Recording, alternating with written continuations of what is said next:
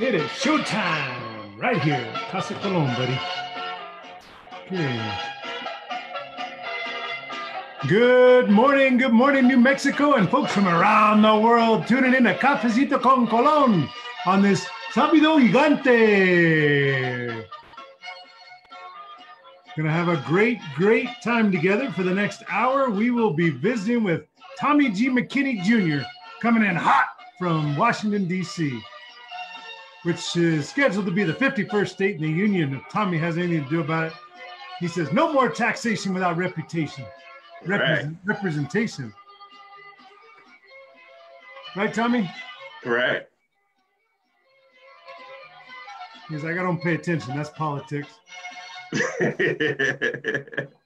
I do pay attention, Brian.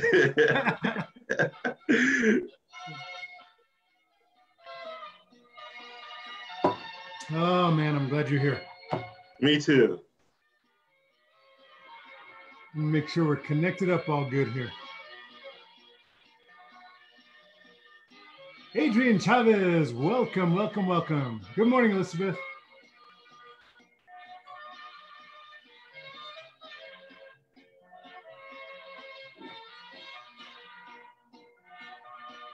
What are you drinking, Tommy? You don't drink coffee. Yeah, I do. Okay.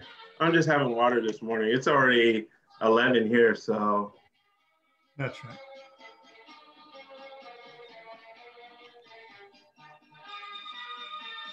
Where's Tiffany Jackson McKinney? Oh, she's she's brushing her hair. Okay. I hope she'll give us a little hello at some point. Good morning, Don Orlando Marquez. Do you recognize this? Viva el Mariachi, Mariachi Vargas, playing Café Colon, which sometimes gets bleeped out because Facebook gets all nervous that there's copyright violations and I'm using this music without permission. Oh, wow. I have to have Orlando write me my own mariachi song so no one can say it's a copyright violation. Good morning, Sergeant Andrew Jaramillo. Good morning. Good morning, Jonathan. Hey, there she is, Miss Incredible. How in the world have you done it? Putting up with this guy for 7 years? Oh, my goodness. I knew you were a saint. All right, it is 9:02, folks. Let's get started this morning. I've got some great links I'm going to put up. Welcome, Tommy G. McKinney Jr., one of my best friends on the planet, and so glad you're able to come on this morning. Well, thanks for having me, Brian. I appreciate it. You bet. So we're going to start. I think you've seen an episode or two. Oh, by the way, I'm flying the GW cheer flag today. All right. In honor of my son, and Tommy being his godfather there in Washington, D.C., making sure that Rafael was fed, which of course was no inexpensive task.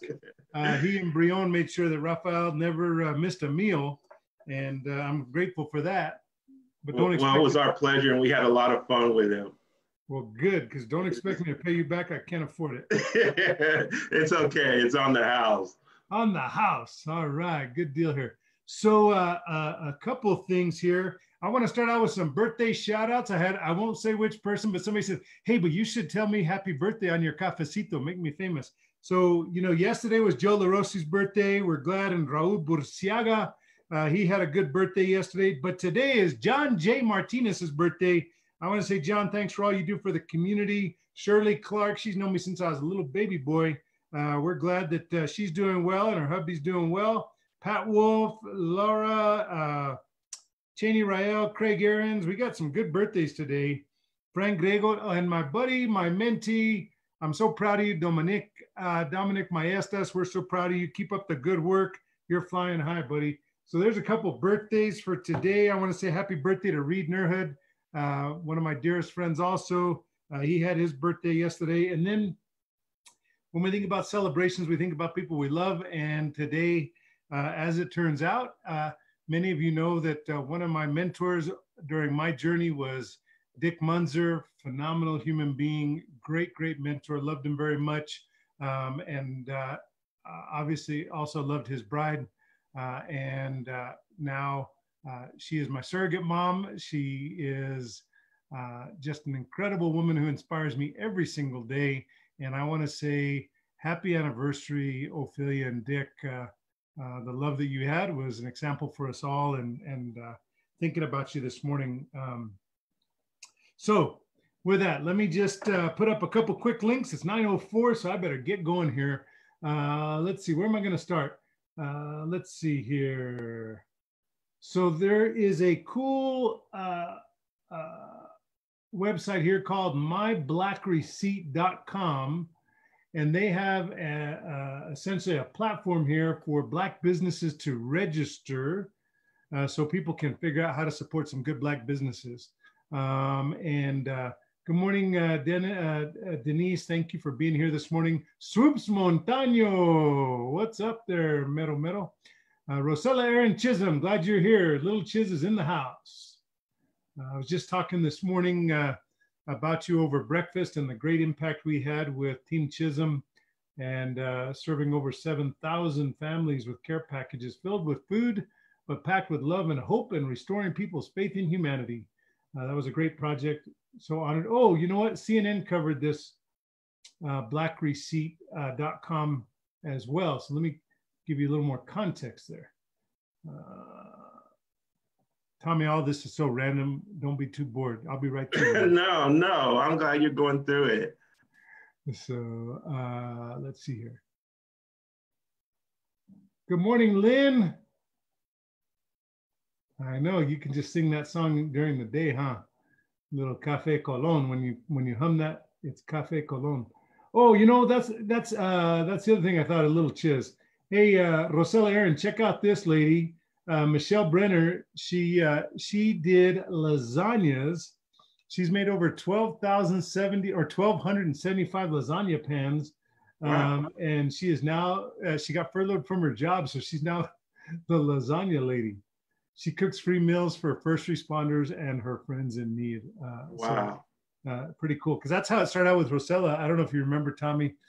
There's not a project I've done where Tommy and Tiffany haven't stepped up and put a little, a couple shekels in the bucket to help. And so anyway, they know about our food care package project, but that's how it started. Was Erin was feeding a few families and cooking up some meals, kind of like the lasagna lady. Oh, and the sad news department, I think everybody knew this was coming, so it's not that unexpected, but it's still kind of sad. For those of us that have been watching the growth and the quality of the state fair every year improve. Much anticipated, but now we know for sure the state fair this year has been canceled, so there won't be a state fair. No deep fried Twinkies or Oreos for Brian Colon this year. I will tell you a quick story. So Tommy, do you remember this? Yeah, you might remember this story, but Lily and I and Rafael was still in a stroller, and so we went to the fair. This was really before they turned the fair around. It was still kind of as Rafael would say, it was kind of sus. Did you teach him that word, sus? He might have got that one from me. I'm not sure. You're not sure? Okay, well, so it was kind of sus, and but we went and we couldn't find a place to park, and yet I was still in school, so I was too doggone cheap to pay the $6 for parking, right? Do you remember this story, Tommy? So a little bit, yes. Yeah, and so I was too cheap to pay the $6. And so I'm like, I'll park here on the side of the road and we'll walk. We got a stroller, we'll walk. Right. You know, I'm nearly 300 pounds, but what the heck, I'll walk. If I can save $6, I'll walk. If someone would pay me to be fit, I bet I'd be the fittest person in New Mexico now that I think about it. So we walked, right? But before we get out of the car, Lily's like, well, there's like a, you know. No park, right. Totally. And I'm like, no, don't worry, it'll be fine. So we go to the fair, blah, blah, blah. It's a little sus, but we still have a good time. We come back out and I'm like, where's the car? Don't you know that car got towed? Totally right. Got towed out of there. Lily, bless her heart, didn't say I told you so, but you could tell she was thinking it for sure. So then we had to load the stroller and the baby on the bus, which at that time, again, the bus was a little sus. Right. But we finally made it home. Anyway, yeah. That's my state fair story. Was that in that Ford Probe you had back in the day? Or The was Ford that the Probe. white or the white Sabo?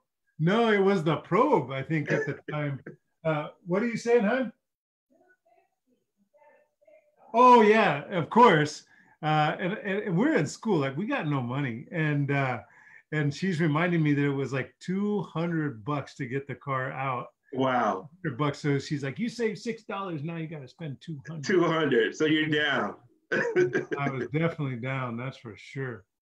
But we got 4th of July coming next week, and there's a story about how to celebrate 4th of July in the need to know category. And what else do we have? Oh, yes. Thank you to those people that texted me yesterday saying, how come you didn't post your story about that was on the front page of the Albuquerque Journal last night or yesterday about the guardianship and conservatorship program that we have institutionalized at the Office of the State Auditor. So there's that story. Thank you for all the well wishes and congratulations on that. It's an honor to serve, and that is a great program that Team OSA has really worked hard on. So my last of the local stories, congratulations to one of our former Cafecito guests and also Mayor Keller for rolling out the investing in the Black Community Initiative. So through One Albuquerque or One ABQ, they've established a fund to support Black entrepreneurs and Black programming in Albuquerque. Tommy, you'd like that. It was good. Absolutely. Good stuff. So he asked the city council for $1 million for the pot. We'll see what happens there, but it is to support Black businesses and communities, paying dividends in the form of new jobs, stronger communities, and a better economy for everyone in the city. Anyone who wants to donate to the Black Investment Fund can visit the One Albuquerque site. And so here is the link to go to the One Albuquerque site. There you go. This message brought to you by Mayor Tim Keller. No, just kidding. Let's see. There's a really that One Albuquerque site's pretty cool. Okay, so let me just finish with this, and then I'm going to get to Tommy G. McKinney. It is 9:12. One of the things that has really been very powerful during the last 5 weeks since George Floyd's murder has been some of the expressions of grief, anger, love, frustration, exhaustion, all the emotions that maybe, Tommy, you've had, but those expressions through art.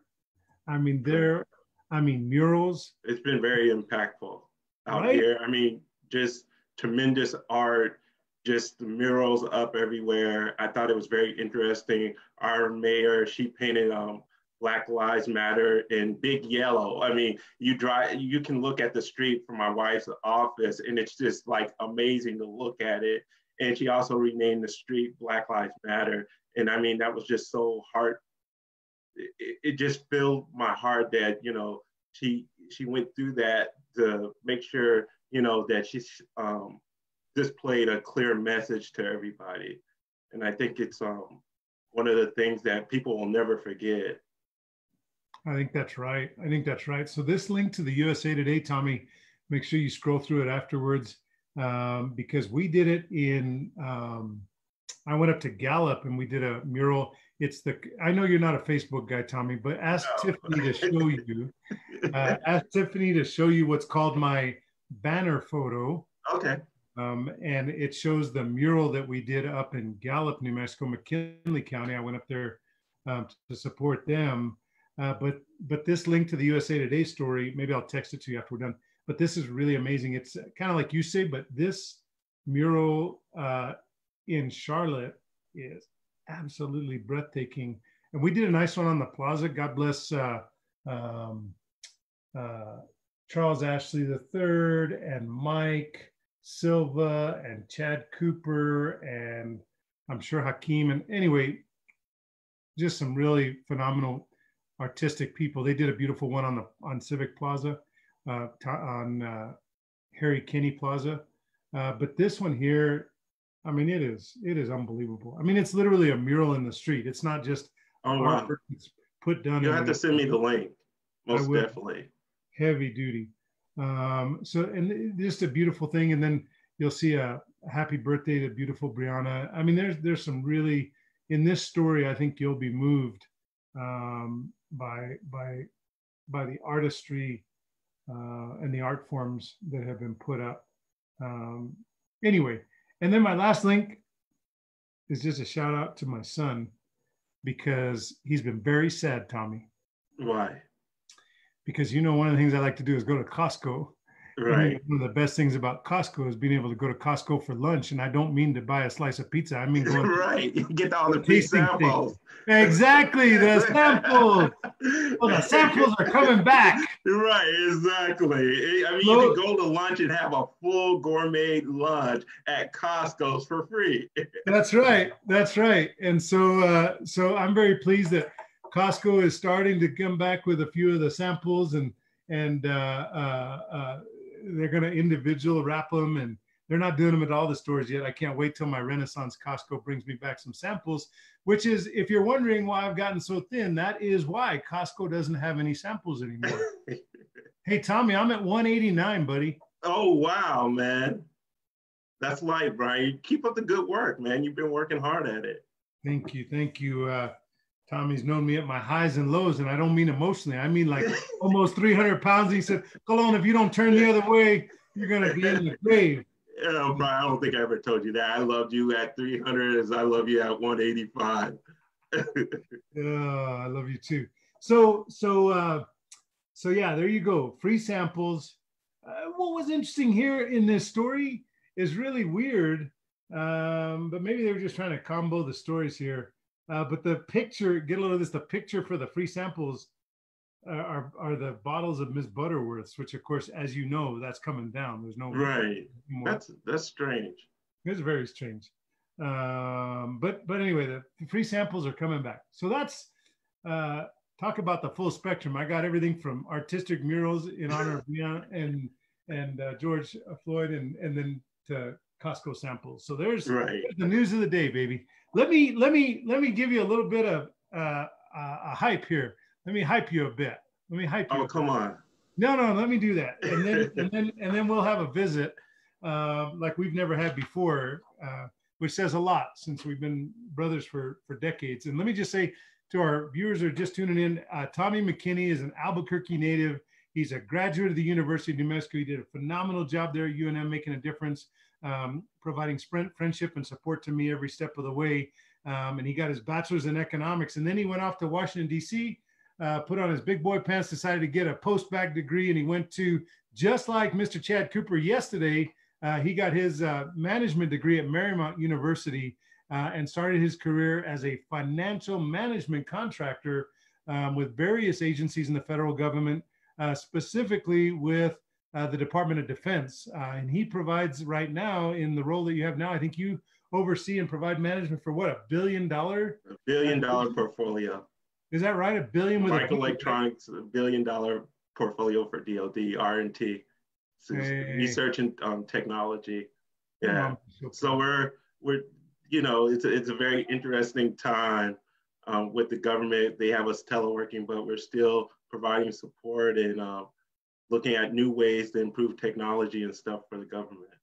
That's amazing. I can't believe that Tommy G. McKinney Jr. oversees $1 billion. And actually, I have the biggest budget within our small organization that I'm managing now. I love that. It's been a pleasure. But really, you've done a phenomenal job, and I've enjoyed watching your professional growth over the years in that work. But really, I know you, and I know where your passion lies. Right. I know your passion is in real estate. Like, absolutely. In fact, the only reason I have look, let me just be very clear here. Let me just show you. Let me just tell our Cafecito con Colon observers here this morning. It is a true story that I'm not sure that Alele and I would even be in a house, but for Tommy McKinney's passion for real estate and making sure that I was on track.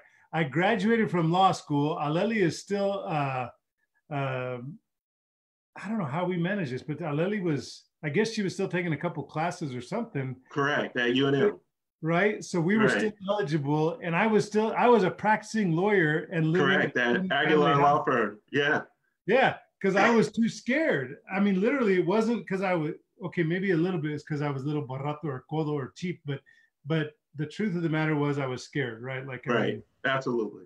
It was a scary proposition, and it was Tommy McKinney that made me say. He said, "Look," he said, "you are a college graduate." He said, "You're a lawyer." He said, "You got to have a house. You can't be living in student family housing. How embarrassing and how unfair to your wife who put you emotionally through law school."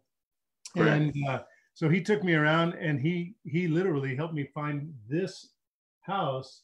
And then it was him and Larry Sheffield who basically pushed me over the cliff to buy it, because I was like, I can't, I literally was in emotional paralysis about making the decision, and very, very scared to do that. And Tommy and Larry are like, do you really think either one of us are going to let you lose your house or default on a mortgage? He said, Tommy's like, it doesn't matter how bad it gets, we'll always find a way to make your mortgage payment. Don't you? Absolutely. The funny thing is, Brian, I was still living at home with my parents. So, I had like a part-time job going to college, trying to finish at UNM. And I'm like trying to tell you, hey, Brian, you got to buy a house. And I mean, you're trying to give me all these excuses. First we're looking at houses. You said, I want to buy a fixer-upper. I said, you can't fix anything. That's a true story. Folks, that's a true story. I was like, okay, well, I'll go buy this cheap house. And this was before the age of like flipping. Like, absolutely. That wasn't even a thing yet. Right. And, or at least not a broadly known thing. And I'm like, well, I can afford this. Like, we were looking at homes, Tommy, that were like $87,000, right? Absolutely. That needed probably another $30,000 or $40,000 worth of work. He said, Brian, he said, I can't even get you to change a light bulb. How are you going to do a fixer-upper? He said, I'll be over every day trying to work on that house. And when I leave here, who's going to work on it? That's absolutely. Amazing. And I think at the time, D.R. Horton was building new construction. And we drove by, and we drove through the subdivision, and you looked at it. First, you were trying to pick the smallest lot. I said, well, Brian, you never buy the smallest lot in case you want to expand onto the house. And so you're like, well, Tommy, that's another $5,000 to $10,000. I was like, it's all right, Brian, you're going to be paying it over 30 years, And we convinced you to go ahead and invest in the home, and you've been there ever since, and it's a beautiful home, and I think it's served you well. Oh, it has served me so well. It was the best decision, Tommy, and I truly wouldn't have made it without you. So thank you for helping me get out of that emotional paralysis of being the first in my family to graduate from college, and to spend a couple $100,000 for a guy that had my background was a big deal. And I don't know how you found the strength or the wisdom to be able to help me do that. And I don't know why you were saying that you'd not let me default on a mortgage when you were making part-time money, not even graduated from school yet. I don't know. I just felt that, we don't pick up cans or something, but at the time. Hey, remember those days? When people used to pick up cans and make a living. I was like, absolutely. Well, we'll do something, but you won't default on the mortgage. And, it never happened. And, it's, what has it been? But I've been gone almost 15 years, about 17 years. Yeah, it's almost 20 years. And it's a good time to give a shout out to Grandma Locke, right? I mean, like, you got this whole entrepreneurial. I mean, you're a landlord now, and you and Tiffany have done amazing things in your portfolio of investments, and really that came from Grandma Locke, right? Right, absolutely. My grandmother, she owned real estate in Albuquerque. She didn't have a whole lot of money. She didn't get the formal education about real estate, but she was always investing, always looking for an opportunity to be a landlord. And through the 80s and 90s, and until she passed away, she always owned several homes. And basically, that's how she supported herself when she retired. Yeah. And then you went to University of Maryland, right? And got another. Let me call you out a little bit. Now that you talked about me a little bit, let me just say this. let me just say this, I have back pain today because at some points I was carrying Tommy McKinney on my back to get him through his bachelor's degree. And then he goes and gets his master's, but that's not enough for Tommy G. McKinney. No, he's got to go get 2 master's degrees because didn't you have a master's in real estate? Yeah, I have a master's in real estate finance from the University of Maryland, College Park. Yeah, but it's all, but Brian, I owe you so much. I mean, you were very supportive of me. I mean, at UNM, I had my struggles there. And you always said, hey, Tommy, just walk the path and, I'm going to help you finish this. And, that was extremely important and valuable to my success. I mean, without you, I would not be here where I'm at this point in my career and my life. I mean, you really took me under your wing, and it gets me a little emotional sometimes because when you're feeling bad and you have somebody reach out and just love you for who you really are, you appreciate that, you know what I mean? And it's been 20 years and you really made a big difference in my life. And I'm sorry to get emotional, but every time I think about it, in my time at UNM, where I was really struggling just to make it as a student, being one of the few African Americans at the university, and really not knowing how to navigate the bureaucracy at UNM, you really put me in contact with people like Stephanie, that I think is part of the arts and sciences now, Dr. Okuner, Scott Carruthers and so forth, and really Charles Becknell, that helped me really finish my degree. And I am so grateful for you not just looking at the color of my skin, but treating me as a brother and taking me under your wing, allowing me to be part of your family. And it has served me well throughout my career. Well, that took a turn. And, I'm sorry to get emotional, but man, you really have supported me through my journey. And, sometimes we think it's going to be a person that looks like us that are going to help us through our journey.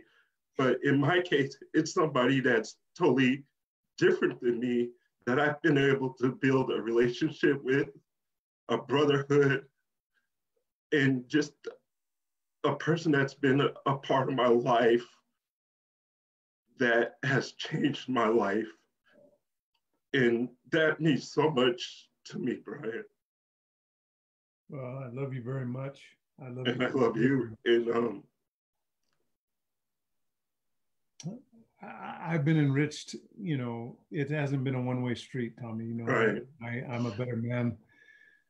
I've got a roof over my head. I've got, a lot of my success is tied to our relationship, and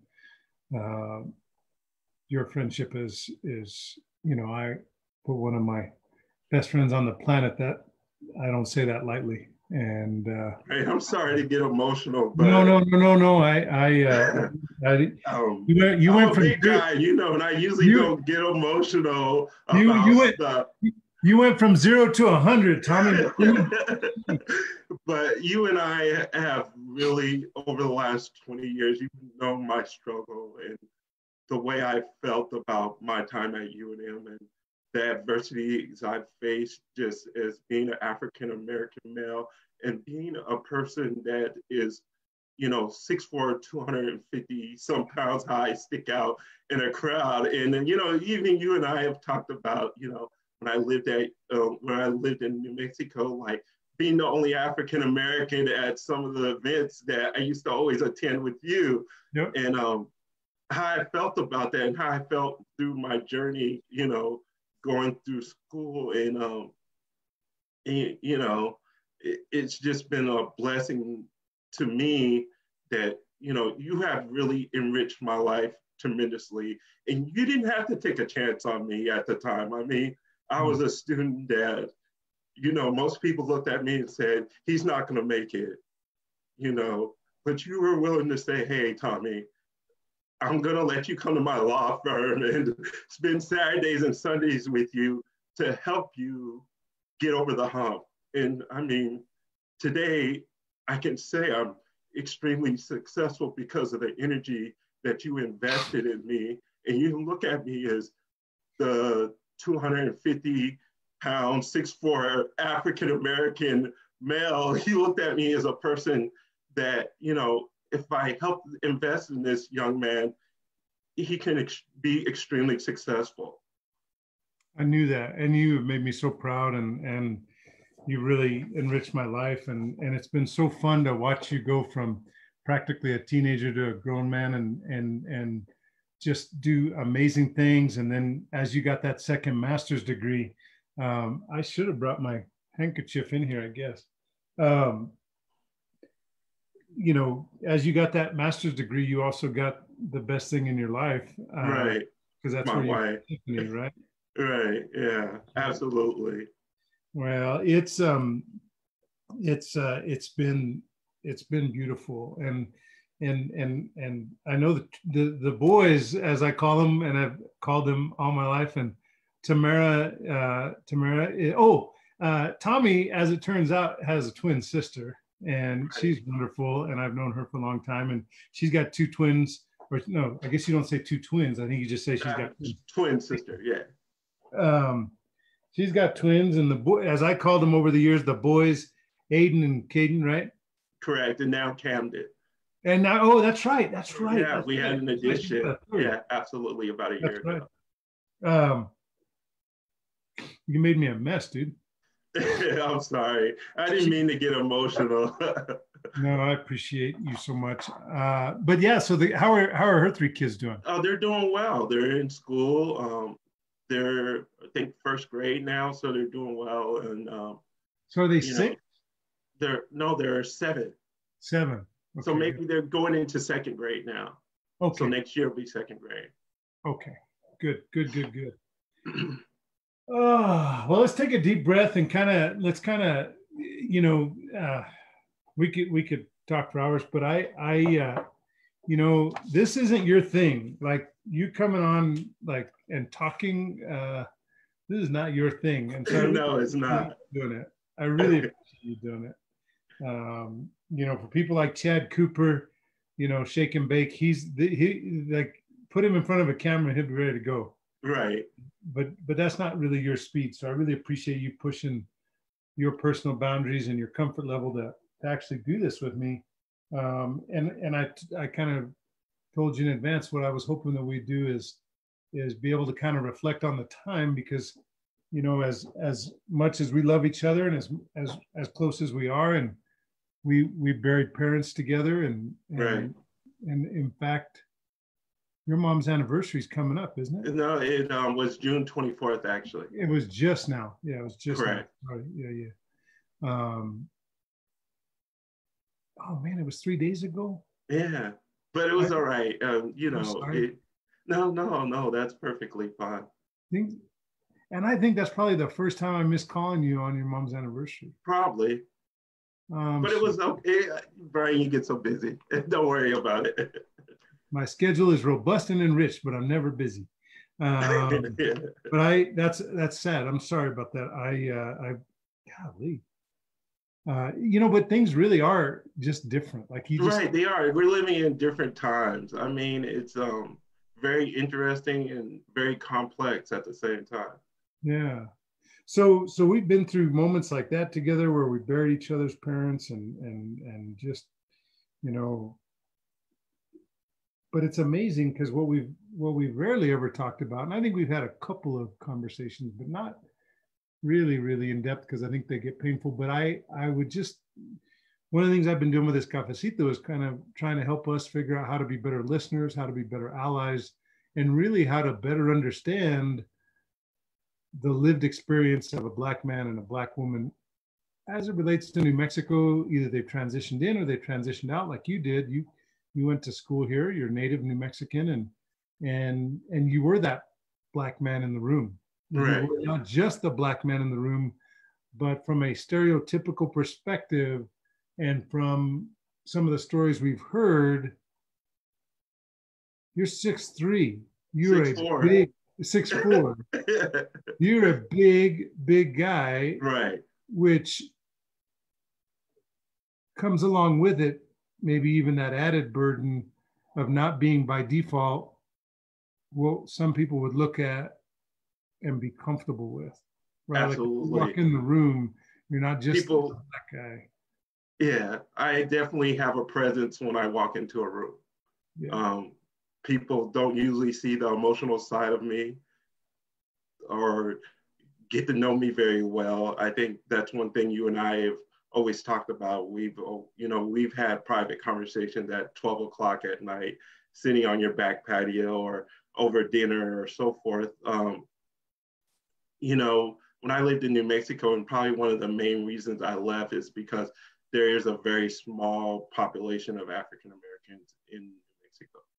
And I always felt that when I was at UNM, and before even I got to UNM, the thing was either I was stereotyped into being an athlete or somebody that presented a threat to others.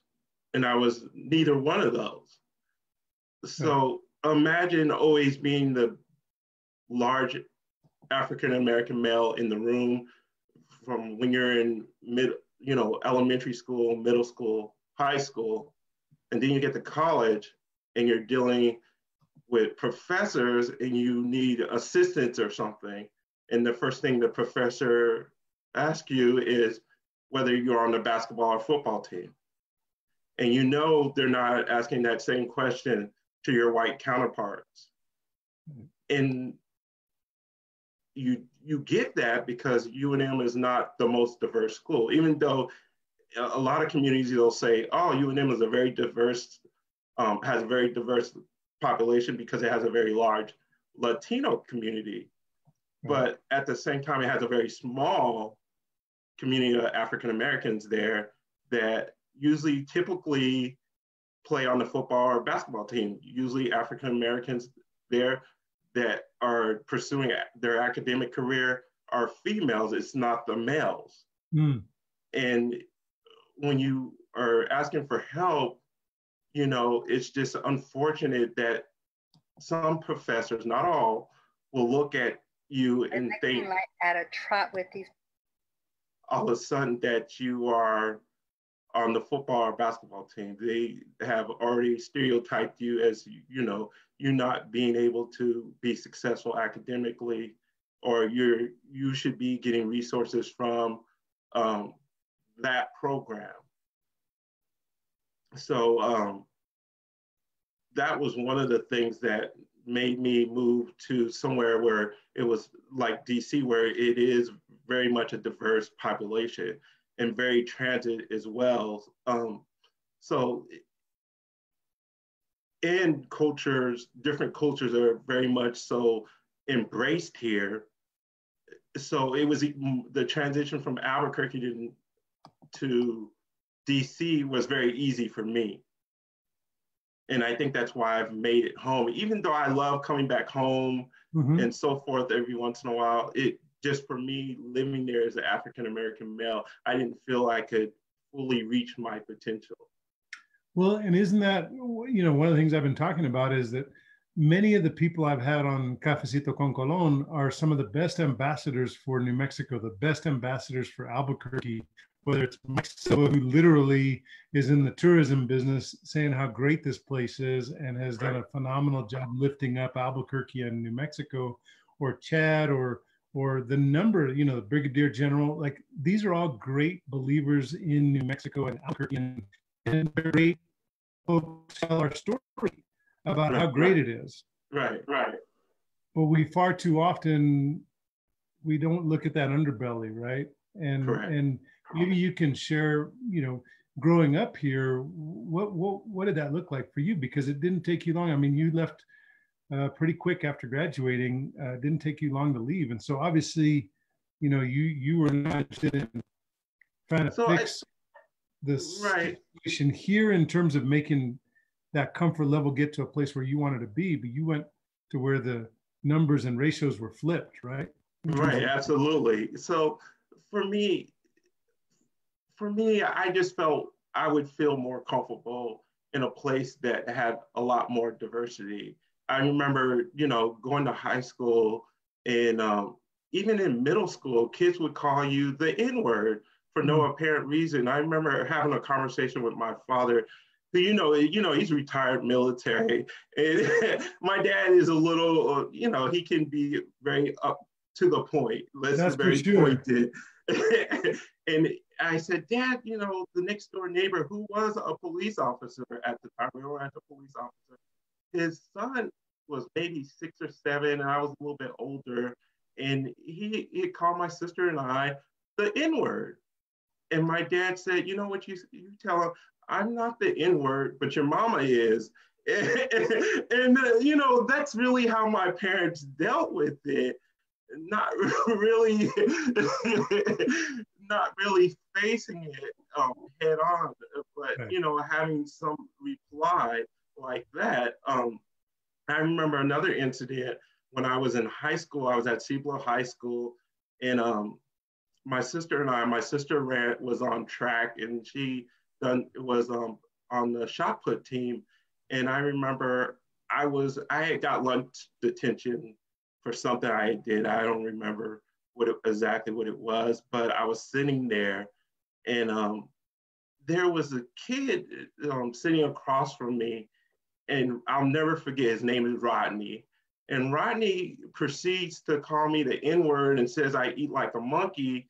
Then when I proceed to jump across the table and snatch him up, he wants to cry, you know, mercy. And I'm like, look, you grabbed the bull by the horn. And I didn't get suspended, but that was a time where I think the principal could have been a teaching moment for him and his parents, that it's unacceptable to call anybody out of their name just based on their race. Yeah. And so those are a couple of the incidents that I've personally been part of. You know, I've been fortunate. I've never had an incident with the police. I've been pulled over twice, one in Rio Rancho. I remember leaving my aunt's house and a police officer pulled me over. He didn't write me a ticket. I was probably maybe 17 or 18. And I got pulled over one time in Silver Spring, and rightfully so. And I actually knew the officer because, you know, downtown Silver Spring is so transient that the police officers usually will speak to them. And he recognized me and he let me go. But you know, my interaction has been pleasant, but for so many African-American males, it has not been a pleasant experience. And sometimes it's even resulted in death, right? Which is just unexplainable. I think that's right. And we've been close enough, long enough. I know a lot of your family members, and I know that a lot of them couldn't come on this show and say, I've never had a negative experience with correct, right? You know, is that Tammy on? Is Tamara ND? Is that?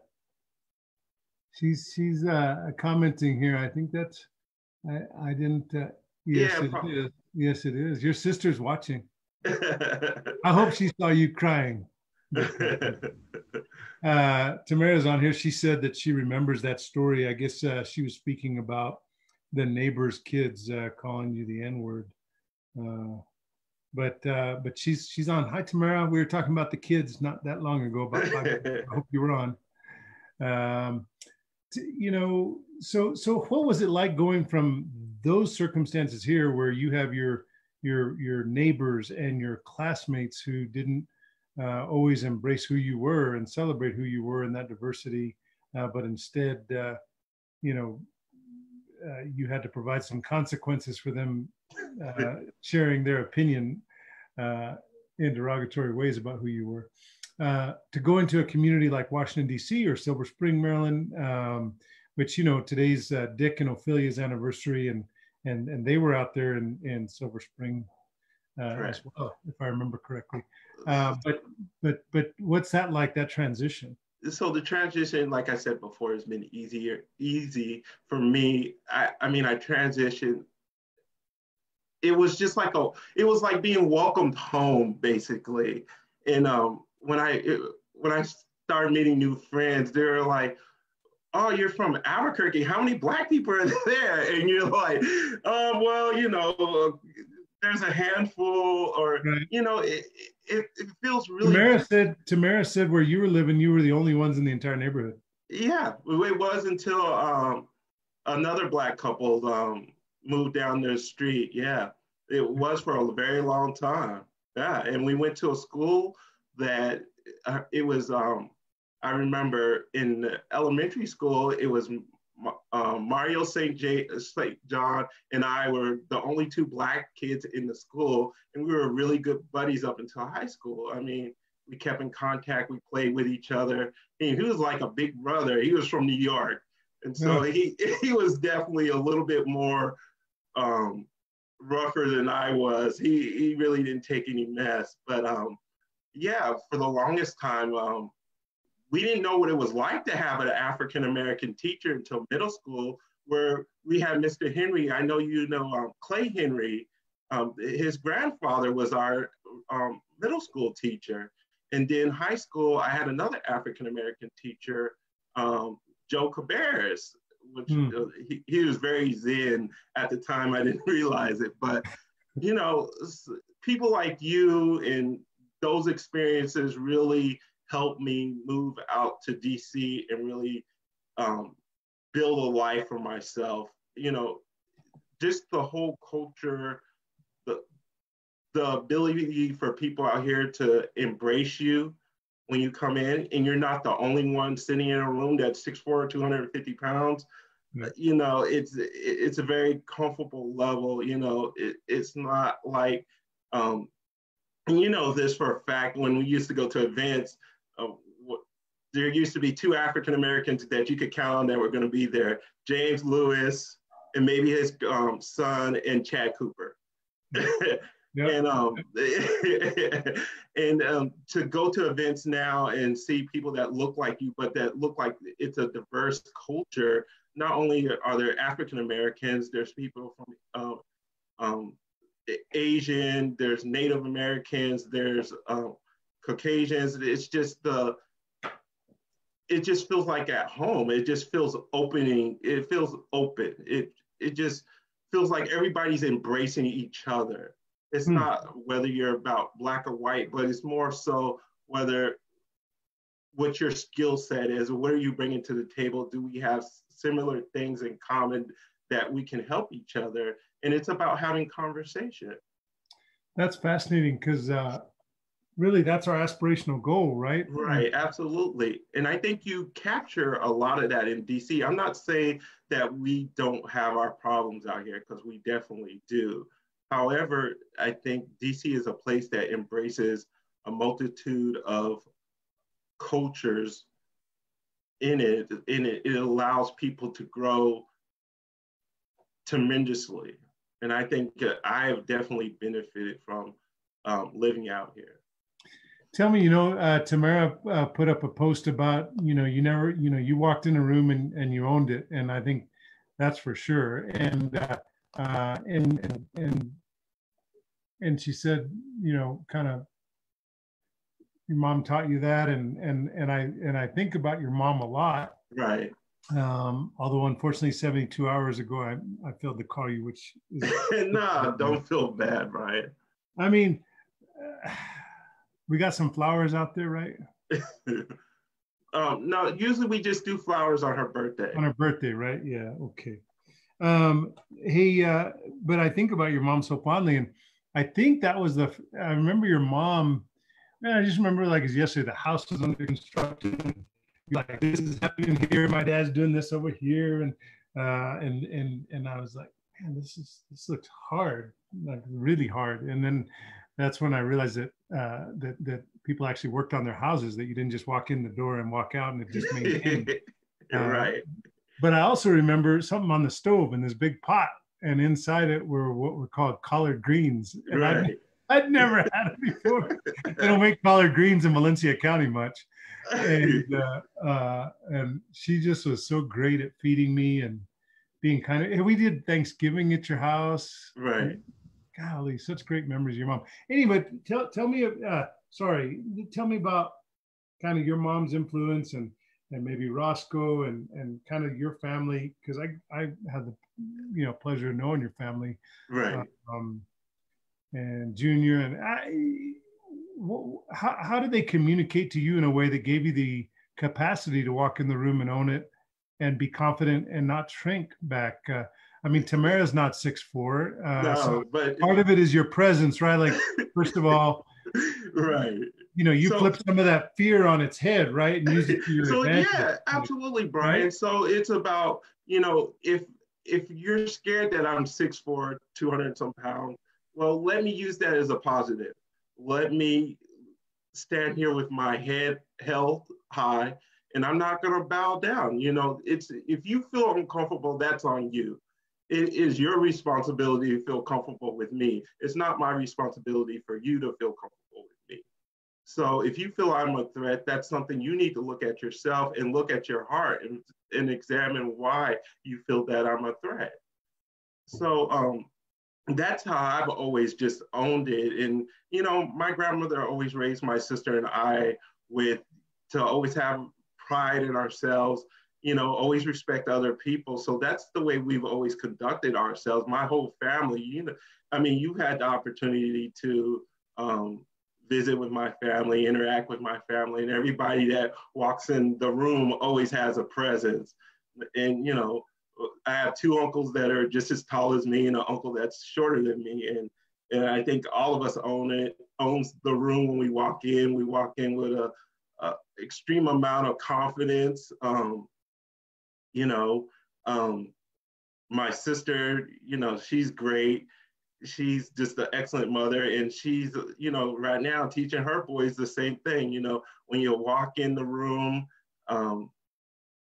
you hold your head high, you belong in that room. If you're invited, and sometimes even if you're not invited, you deserve a seat at the table. You've earned it. You're doing the right thing. So, that's just something we always grew up with. My grandmother always used to tell us, no matter the color of your skin, you can still be successful. You know what else she always told you? It's important to get you an education. Right. Remember that? Right. Yeah. I think I told you that story. Right. Yes, sir. And that was my driver when I was at UNM. I was like, I'm refusing to leave the University of New Mexico without my bachelor's degree, because I just felt it was so important for me to get that bachelor's degree where I could provide for my wife and my family substantially without struggling. And it turned out I was correct. It's afforded me a lot of opportunities that I don't think I would have had if I had not been able to finish my undergrad degree. Yeah, no question. The education, you had to get that education. Right. That's great. Brian, also I'll mention that, my grandmother was a church mother. So she was a very Christian woman, and she also taught us how to pray, how to deal with situations, and just loving the Lord. And I think, her as being a Christian, she always loved everybody to come to her house. And no matter what color you were always invited to family dinner. I remember having Christmas, and there was a guy going to UNM, and his name was Chad, I'll never forget his name. And I was about maybe 12 or 13, and he used to come over, and he'd go, Miss Locke, he lived across the street, and he would come over, he would get dinner, she would cook for him and everything.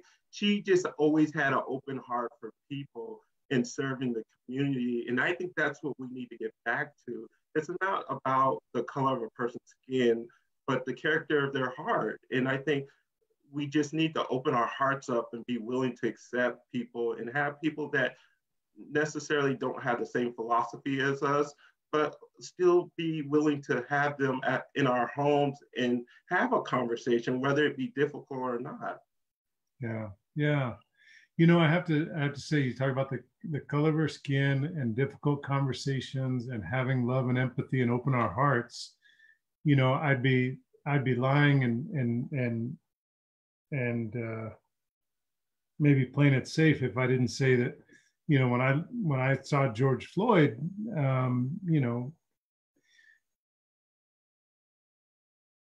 you're the first person I thought of, and in some ways, and you know, yeah, you're 6'4" and you're a big black man, Right. And I love you, and I just thought of you instantly, and I can't imagine. I know the pain that gave me. I can't imagine what you felt. Is there any way for you to be able to kind of help Right. us? And I just felt like when I saw that, I was like, wow, they're just murdering a black man over a $20 bill where, I mean, you know, there's alternatives. They could have wrote him a citation. I mean, they could have arrested him. There is no need for that type of police brutality against a man that is accused of passing a fake $20 bill. And it just saddened me in my heart to see that this is still going on in America, but he's not the first case. I mean, you know, it's been publicized, but you know, there's other cases that have kind of come and gone.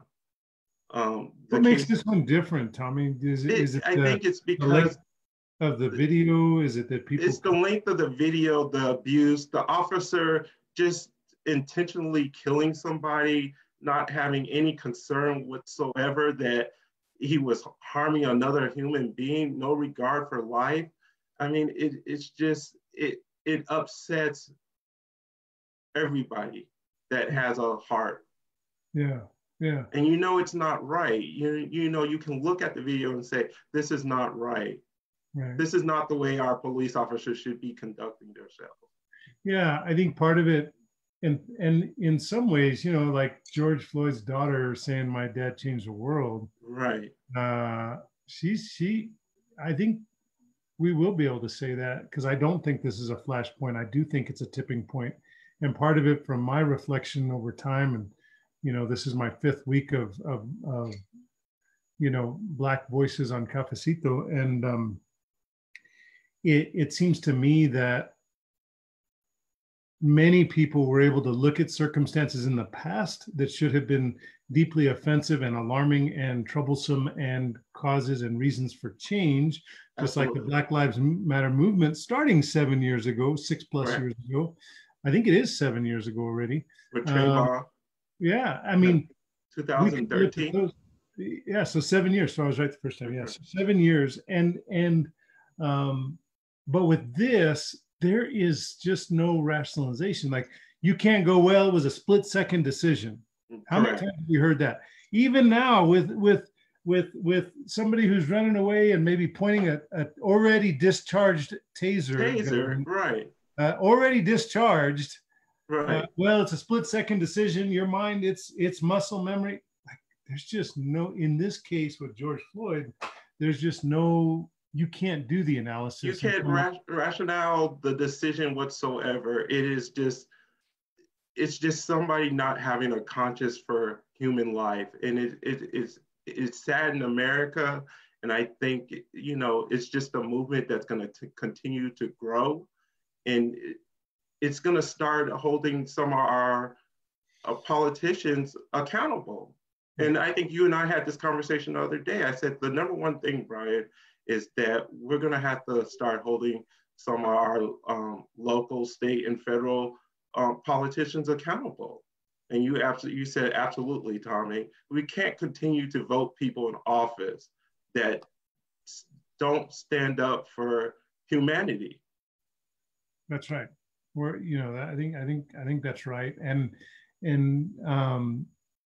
it's pretty remarkable. And I think the beauty of it is that I think we're having a conversation at this moment in time. Part of it is George Floyd's murder, but also the other part of it is that we're in this reset period, or we're in this pivot period that has given us a chance to almost have the world slow down and move in a different way that allows us to actually contemplate, what did we just see? Instead of getting on to the next story, it's like, what did we just see? And I think some of that has to do with COVID-19. People are at home and they're like, wow, what's happening? Is this really, I can't believe this. This can't be right. And like I said, most Americans know right and wrong. That's right. And if you feel something's not right in your heart, you're going to protest against the injustice that's going on. Yeah, no doubt. Well, I guess I'd like you to, we as deeply connected as we are, we had this conversation today, and I heard stories about your youth that I'd never engaged you on, and never really took the time to listen. And so I appreciate you letting me listen, and then helping me better understand your lived experience, although I know it pretty good. Yeah, absolutely. There's some of that I didn't know, and so I appreciate you being so candid with me on that. What as we kind of wrap up, although it's Saturday, we got nowhere to go. I got no hurry. Tell us a little bit about, from your perspective, and how do we continue to know better so that we can be better and do better, right? We talk about that all the time on Cafecito. How can we be a better ally to our colleagues, especially maybe as you reflect with the context you have now, being in DC and Maryland and Silver Spring, versus, I guess I'd want you to take it back to here, like as New Mexicans, where African Americans, Black men and Black women, and people of color, more specifically, not just people of color, but Black men and women being 3% or so. How can we be better allies? I mean, we say, if you see something, say something. Like we're now saying, you got to stand up, and like Ibram says, Dr. Ibram, I call him, like he's my friend. And we talk about stamped from the beginning, and we talk about how to be an anti-racist or anti-racism, as opposed to just saying I'm not a racist because one of my best friends on the planet happens to be Tommy G. McKinney, and we've made a lot of jokes about that over time, and some of them probably not appropriate, and so let me own that. Well, Brian, I think first and foremost, folks have to realize that it's not African American males or females' responsibility to dismantle racism. That's for white folks to deal with. It is not our issue to deal with racism, because we're not the ones that implemented it. Secondly, I think if you're going to try to eliminate racism, you really have to reflect within and open your heart and be willing to accept other people for who they are, and not based on their color of their skin. I think, it's just about loving one another. You and I have been able to do it for 20 plus years. And it's about showing love for one another. It's about embracing each other. You could be a Republican, I can be a Democrat. It doesn't matter about that. It's about having mutual respect for each other, whether you're white or Black. But let's just open our hearts as a community and say, let's love one another. Yeah, let's love one another. And part of that means standing shoulder to shoulder, right? Absolutely. And you're starting to see more and more of that. It is a diverse movement that people are saying, you know what, we do need to embrace African American. There has been systemic racism in higher education, affordable housing, economics. If you look at the economic disparity between African Americans and Caucasians, it's huge. Right. And I think once you start resolving some of those problems, you see a community that can really thrive together instead of being separate. Oh, we're going to put African Americans over here, Right. and we're going to live over here. No, let's all be one. Can't we all just get along, right? Right, absolutely. How far back does that go? And Right. isn't it amazing that really the context for that is the same thing we're talking about today? Right, and it's the same, right? Like it's been the same statement you just same said. Thing. It's been going on for what, the last 400 years? Yeah, yeah. But during our lifetimes, we, how many times have we started this conversation? And I have to take comfort at 50 years of age, knowing that this time it feels different. I think it was Chad, right, or maybe it was Charles. I don't remember, but somebody said this feels different. Right, it does. It feels totally different. My wife and I were talking about it, and it's just, you can't put your hand on it, but it's just totally different. I think we're going to have tremendous growth out of this Black Lives Matters movement.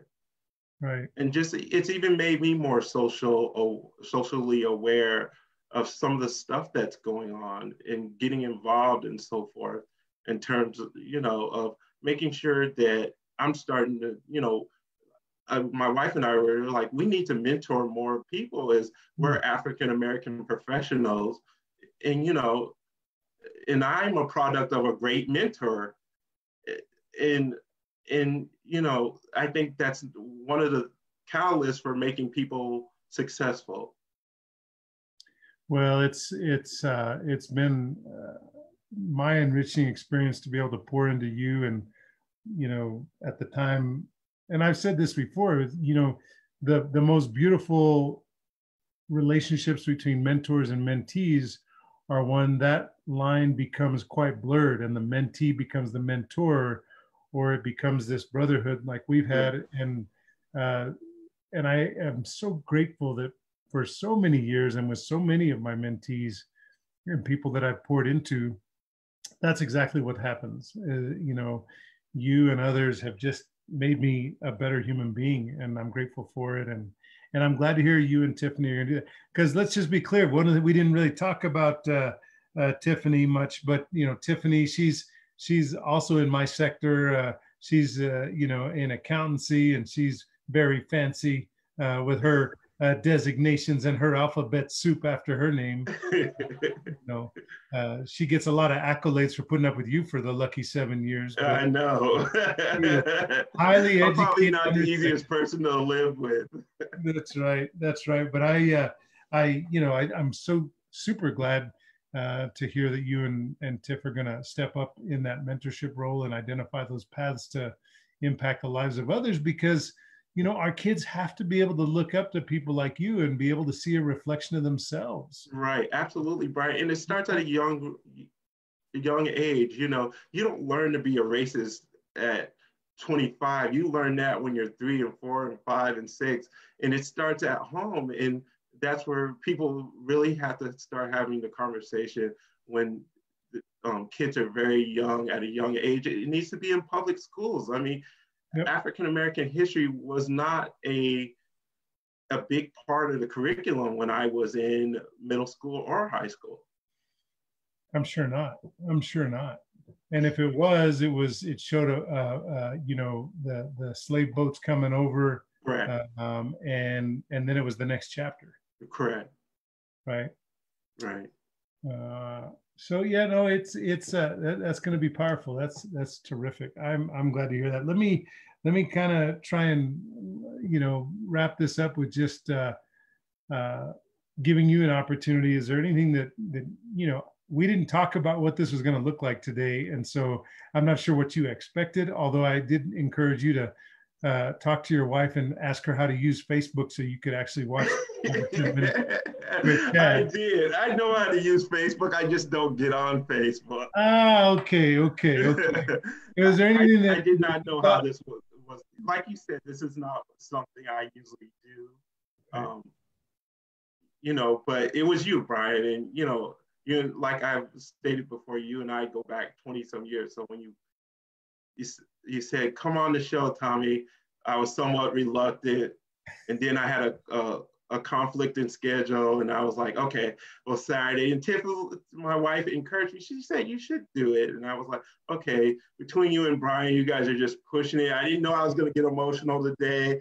I just, you know, my story is so different than other people's story. And I'm so fortunate to have had or have somebody like you in my life that has definitely helped me grow and be the man I am today. I mean, I thank God every day for you, man. It's just, you have blessed me tremendously, you and your family, just with open arms, with love.